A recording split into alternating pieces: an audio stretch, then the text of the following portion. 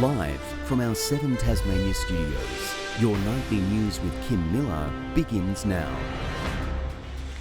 Good evening, everyone. First tonight, Public Health has revealed the list of healthcare workers required to have a COVID vaccine by the end of October.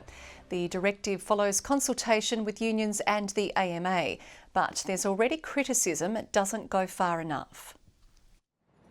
Tasmanians turned out in droves for their first COVID vaccine at the Princes Wharf 1 Super Clinic today. Among them, many 12 to 15-year-olds. We've had about 5,000 forward bookings for the 12 to 15-year-olds, and they go through to the end of October.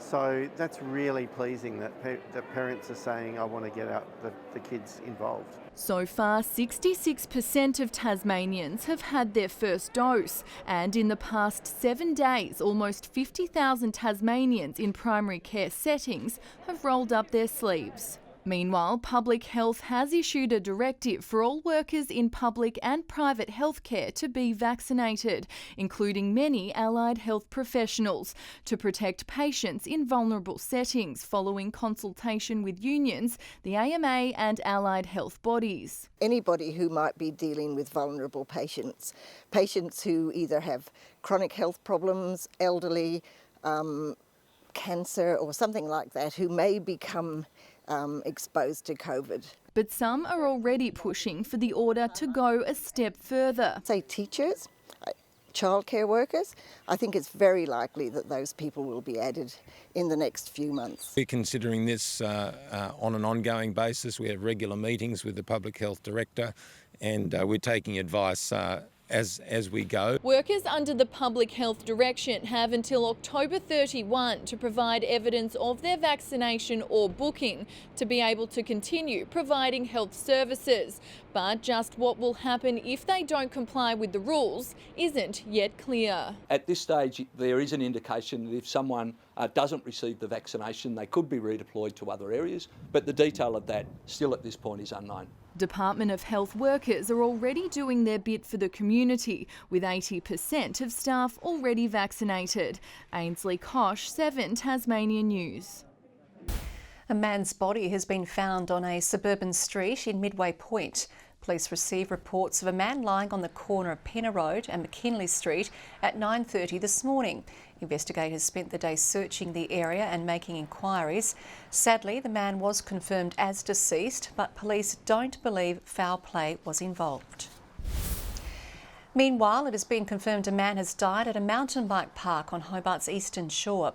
Police say he suffered a medical episode on the Mean Range at Mornington this morning. A report will be prepared for the coroner. A woman is tonight homeless after an out-of-control ute careered into a Perth house. The crash happened around 10:30 this morning, destroying the front of the property as well as entertainment goods and an antique family heirloom inside. Thankfully, no one was home at the time. Police believe the young driver suffered a medical episode. The tenant is now searching for alternate accommodation. It's known as the first great air battle in the history of warfare, and this weekend, 81 years on, Tasmanians have remembered those who served and the sacrifices made. The state's division of the Royal Australian Air Force commemorating the anniversary of the Battle of Britain at Hobart Cenotaph, honouring the fallen while recognising the event that changed history.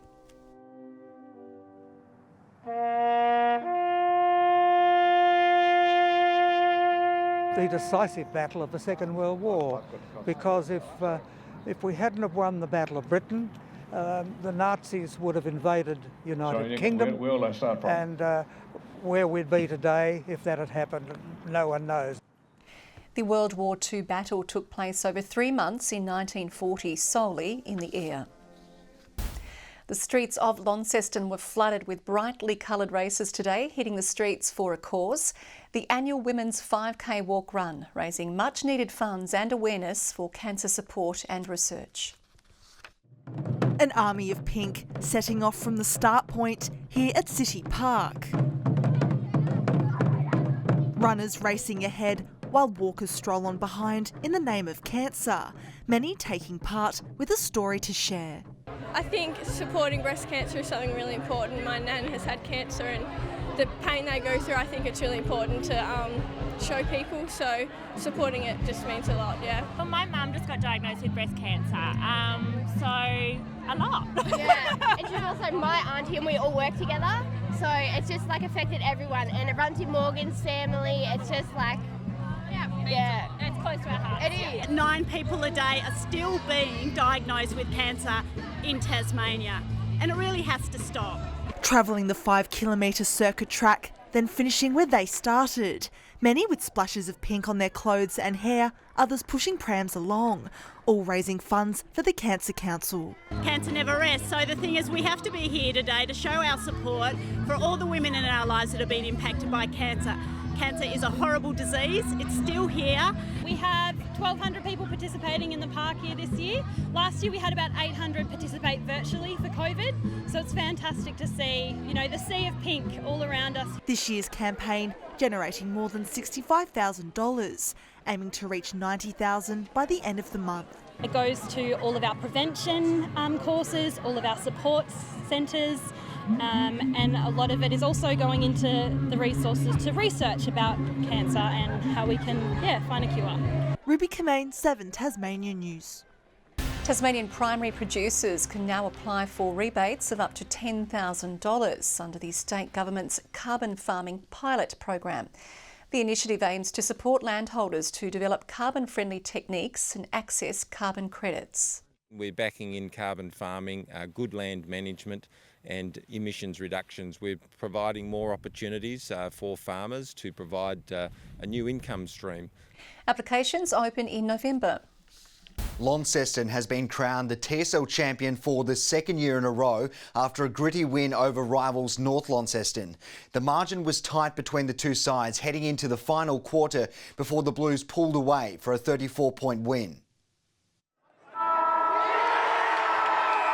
The sound of back-to-back premierships, elation in the Blues camp. It's hard to win one, but it's even harder to win two, and we've had some adversity this year. Devastation in their cross-city rivals. It was pretty brutal. There was some big contests, but our boys stood up when they needed to.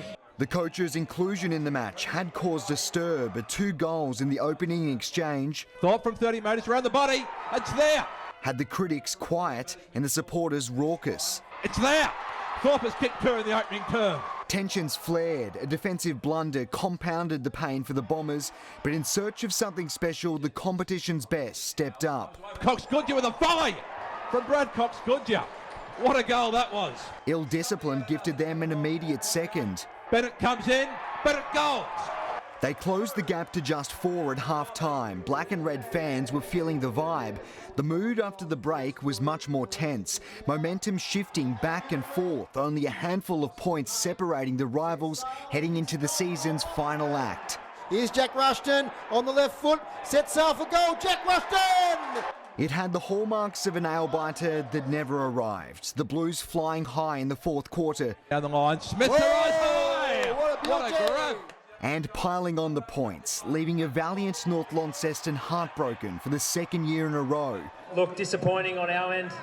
We're a super inexperienced group, but what we've been able to achieve this year is massive tick for us. Though at Windsor Park, the celebrations will ring loud and long into the night. Meanwhile, in the Development League, it was a different story, with Clarence ending Launceston's quest for back-to-back premierships. The first 3 quarters were neck and neck between the pair before the Roos pulled away in the final quarter for a 14-point win. Bryce Alomes led the way for the Victors, booting 5 majors against the Blue side, bolstered by the inclusion of top-grade talent. Glenorchy has capped off a faultless SFLW season with the crowning glory of the Division 1 trophy. Despite a strong showing from their opponents Claremont, the Magpies were unstoppable at North Hobart Oval, cruising to a 36-point victory. It caps off an undefeated season. Good evening everyone. Cooler conditions across the state today, with Launceston reaching 15 degrees, Hobart and Devonport both 14 and 13 in Burnie. St Helens, the state's top today with 17 degrees, Friendly Beach is 16, 14 on Flinders Island, King Island, Wynyard, Low Head and Strawn all 13 and 6 in Lyowini. Cold convective cloud can be seen covering Tasmania today. And across Australia, that cold convective cloud is also crossing the southeast mainland and adjacent waters, while middle level cloud extends across Tasmania ahead of a hot cold front to the southwest, with cold speckled cloud following it. Tomorrow, a high builds to the south of South Australia, extending a ridge across Tasmania, while a trough extends over New South Wales. South to southwesterly winds tomorrow 15 to 25 knots, tending south to southeasterly and easing to 10 to 20 knots about the lower east, south and west, swells reaching to 4 to 5 metres in the west and south. Early showers and 11 in Hobart and Dover tomorrow, cloudy and 11 in Ouse. Launceston reaching a top of 13, becoming cloudy and 13 in Devonport and Scottsdale. Burnie and Stanley both partly cloudy and 13 tomorrow, 12 degrees in Strawn. And in the east, St Helens reaching 12, a shower or 2 and 12 in Swansea and 10 degrees in Ross. Looking on to Tuesday now, mainly fine with widespread morning frosts. Fine apart from possible light showers on Wednesday with patchy morning frosts. And on Thursday, similar weather continuing with temperatures around 15 degrees. 20 degrees in Perth tomorrow, 17 in Adelaide, showers and 13 in Canberra, Sydney 19 and 31 in Brisbane and Cairns. And currently Hobart 7 degrees and partly cloudy and 10 in Launceston and 8 degrees in Devonport and Clear. And Kim, that's Sunday night's weather.